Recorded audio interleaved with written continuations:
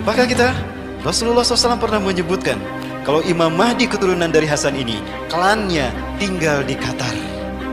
Raja Qatar sebetulnya adalah keturunan Bani Tamim.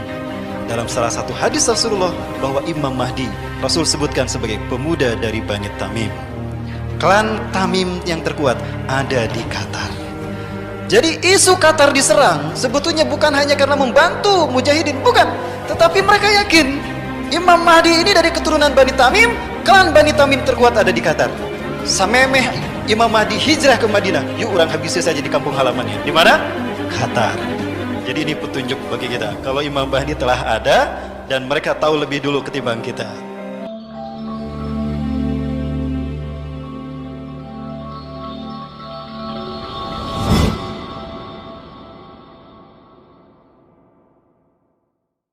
Dunia ini ketika ini terjadi, ya, di mana ada beberapa faktor pendukungnya. Faktor pendukung pertama itu adalah konflik antara umat Islam dengan Syiah.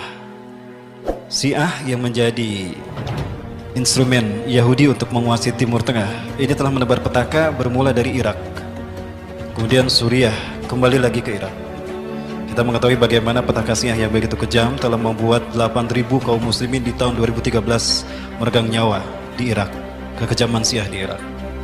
Orang yang bernama Umar, Abu Bakar, Utsman itu dibunuh.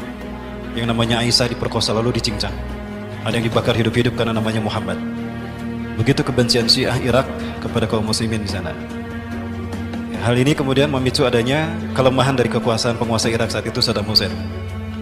Ya, maka saat itu Amerika dengan bantuan Iran berhasil memukul kekuatan Saddam Hussein hingga pada akhirnya Saddam Hussein pun digulingkan. Maka muncullah Arab Spring yang menjadi pencetus meletusnya petaka di tanah Arab. Dan merananya dan fitnah melanda Arab ini sebagaimana hadis Rasulullah juga. Ya, Rasulullah SAW pernah juga kembali diberitakan kalau tadi dari Ummu Fadil, sekarang dari Zainab binti Jahsin. Rasulullah terbangun dari tidurnya. Istaiqadha Rasulullah SAW min nawmi. Rasulullah terbangun dari tidurnya. Kemudian beliau mengatakan, La ilaha illallah. Tidak ada Tuhan selain Allah. Wailun lil arabi. Kecelakaan akan menimpa bangsa Arab. Min syarrin qad iqtaraba. Karena keburukan yang telah mendekat kepada mereka. Futihal yauma min radbil Ya'juj wa Ma'juj mislah hadhi. Ya, telah terbuka lubang Ya'juj Ma'juj semisal ini. Rasulullah mengisyaratkan seperti ini. Itu 14 abad yang lalu. Hari ini tidak ada lagi hijab antara Ya'juj Ma'juj dengan umat Islam. Nah, artinya Rasulullah menyebutkan bahwa di akhir zaman bangsa Arab akan menderita, ya, mereka akan sengsara di bawah pembantaian yang dilakukan oleh Ya'juj Ma'juj. Ya. Suriah bangsa Arab bukan? Bangsa Arab. Kemudian Afghanistan bangsa Arab bukan bagi kita? Bangsa Arab. Palestina bangsa Arab bukan? Bangsa Arab. Maka pastikan negara-negara yang membantai mereka itulah keturunan Ya'juj Ma'juj. Sebelum mereka akan melakukan pembantaian pada umat Islam Arab sebelum Ya'juj Ma'juj yang sesungguhnya muncul. Ini faktor yang pertama. Faktor yang kedua akan memicu terjadinya perang dunia ketiga atau Malhamatul Kubra adalah bangkitnya Islam di tanah Arab. Ya, Rasulullah SAW memprediksikan itu sampai Rasulullah pernah menyebutkan bahwa Bani Rum itu akan berbondong-bondong mereka masuk Islam. Ini akan memicu adanya konflik internal di negara-negara Barat. Ya, sehingga para penguasa yang mereka zalim dan anti-Islam dan mereka fobia terhadap Islam, mereka akan bersatu. Hal inilah yang akan memicu pada akhirnya terbentuknya 80 persekutuan negara yang mereka akan menyerang pusat kebangkitan Islam nanti. Jadi mereka tidak akan menyerang bangsa-bangsa kaum muslimin yang ada di Eropa. Mereka tidak akan menyerang umat Islam yang ada di Asia terlebih dahulu, tidak. Tapi akan mereka serang adalah pusat kebangkitan Islam nanti. Di mana pusat kebangkitan Islam itu akan terjadi? Rasulullah SAW menyebutkan, Fustatul muslimin yauma malhamatil kubra fi makanin yuqalu lahu Qutah fiha madinatun yuqalu laha Damaskus atau Damaskus. Ya. Pusat kekuatan umat Islam nanti, pusat pemerintahan umat Islam di akhir zaman nanti di perang dunia ketiga sebelum hari kiamat adalah sebuah tempat yang bernama Qutah. Dan dia di sana ada sebuah kota yang bernama Damaskus. Ya. Nah, artinya apa? Jika Islam nanti disebutkan Rasulullah akan bangkit di sana, maka yang mereka serang adalah pusat kebangkitan Islam itu. Dengan tujuan menghentikan laju kebangkitan Islam. Inilah alasan makanya Suriah dikuasai oleh mereka. Kembali yang digunakan oleh Barat untuk menghancurkan Suriah bukan mereka melakukan invasi langsung, tapi Syiah yang mereka manfaatkan. Tadi saya sampaikan, faktor yang pertama yang memicu terjadinya konflik di dunia Timur Tengah, yang akan memicu terjadinya perang dunia adalah kezaliman orang-orang Syiah kepada Muslim di Irak, kemudian menyebar ke Suriah. Sadarkah kita Bapak sekalian, jika ini terjadi, ini merupakan pertanda dari telah dekatnya perang dunia itu, bahkan kita sudah memasukinya. Ya, Rasulullah menyebutkan ciri perang dunia itu akan terjadi, malhamatul kubra itu terjadi adalah la taqumu sa'atu hatta yatahawalu syiradu ahli Syam ila al-Iraq wa hyaru ahli al-Iraq ila Syam. Kiamat tidak akan terjadi sehingga seburuk-buruk orang Syam, seburuk-buruk orang Suriah akan hijrah ke Irak, dan sebaik-baik orang Irak akan hijrah ke Suriah. Konflik yang terjadi di Suriah akan menyedot orang-orang terbaik dari luar Suriah berkumpul di sana. Dan dia sekaligus akan melempar, akan mengusir orang-orang buruk yang ada di Suriah. Kasus Suriah ini telah menunjukkan pada kita bahwa ini telah terjadi. Berarti kita berada di gerbang kiamat. Ada kemungkinan justru kita sedang berada di perang dunia itu sendiri, tapi kita tidak menyadarinya. Ya, jadi faktor yang pertama tadi adalah meningkatnya konflik Muslim Syiah, bukan Sunni Syiah ya, karena kalau Sunni Syiah berarti Syiah bagian dari Islam. Ingat, Syiah bukan Islam Bapak Ibu, tapi Syiah itu kafir, syirik.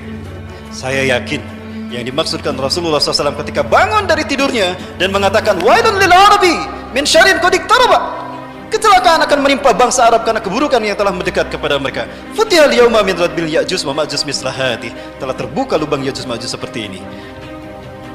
Pembukaan bagi petaka Ya'juj Ma'juj menimpa Arab dibuka oleh mereka-mereka inilah. Dan untuk mewujudkan ini di wilayah Asia, maka Iran melakukan kerjasama dengan pemimpin tertinggi di negara Asia, salah satu negara terkuat Asia. Inilah langkah-langkah the New World Order. Maka pemicu terjadinya perang dunia ketiga adalah tekanan dari rezim yang zalim kepada negara, kepada rakyat yang mayoritas Muslim, kepada umat Islam.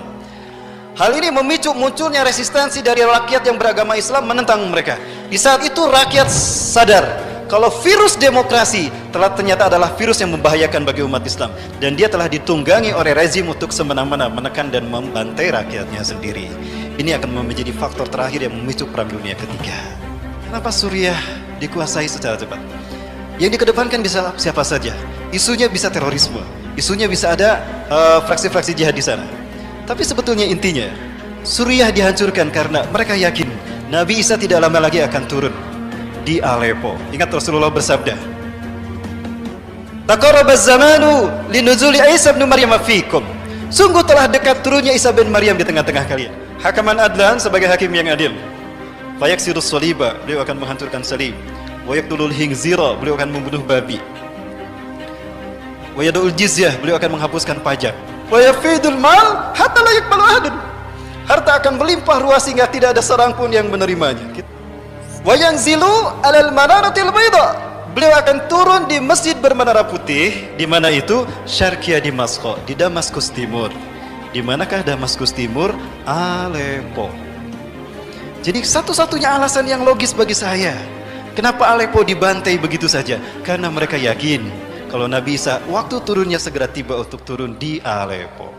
Saat itu umat Islam akan dipimpin oleh Imam Mahdi. Mereka cari kemana nih larinya Imam Mahdi? Oh, ternyata Imam Mahdi larinya ke Qatar. Kenapa harus Qatar? Satu, Qatar dari dulu terkenal sebagai negara yang rajin memberikan bantuan kepada negara-negara yang terzolimi. Hamas, Afghanistan, Al-Qaeda, perjuangan Al-Qaeda di Somalia itu tidak terlepas dari kontribusi Qatar dalam memberikan bantuan dana. Qatar juga memberikan pintu terbuka lebar, membuka pintu lebar-lebar bagi para pejuang yang mereka tertekan di negaranya untuk tinggal dengan aman di Qatar. Pejuang-pejuang Ikhwanul Muslimin, pejuang-pejuang Mujahidin Hamas, Izzuddin Al-Qassam, tidak sedikit mereka yang tinggal di Qatar. Yusuf Qaradawi, Syekh Yusuf Al-Qaradawi, beliau justru membuka kantornya Al-Quds Institution itu di Qatar. Bahkan kita, Rasulullah SAW pernah menyebutkan kalau Imam Mahdi keturunan dari Hasan ini, klannya tinggal di Qatar. Raja Qatar sebetulnya adalah keturunan Bani Tamim. Dalam salah satu hadis Rasulullah bahwa Imam Mahdi Rasul sebutkan sebagai pemuda dari Bani Tamim. Klan Tamim yang terkuat ada di Qatar. Jadi isu Qatar diserang sebetulnya bukan hanya karena membantu mujahidin, bukan, tetapi mereka yakin Imam Mahdi ini dari keturunan Bani Tamim, klan Bani Tamim terkuat ada di Qatar. Samemeh Imam Mahdi hijrah ke Madinah, yuk orang habisnya saja di kampung halamannya. Di mana? Qatar. Jadi ini petunjuk bagi kita. Kalau Imam Mahdi telah ada dan mereka tahu lebih dulu ketimbang kita.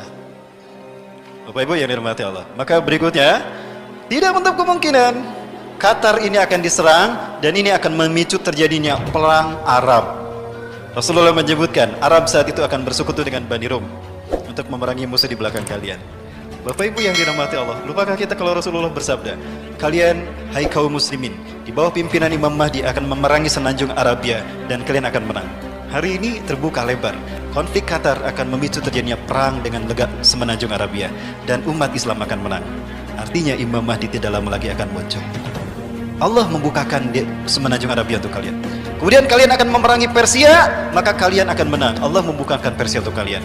Kemudian kalian akan memenangi Bani Rum dan Bani Rum akan kalah. Allah memberikan kemenangan atas kalian.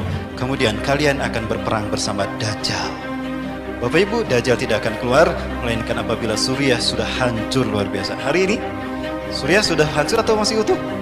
Sudah hancur. Berarti ini petanda bahwa Dajjal akan segera muncul di zaman kita.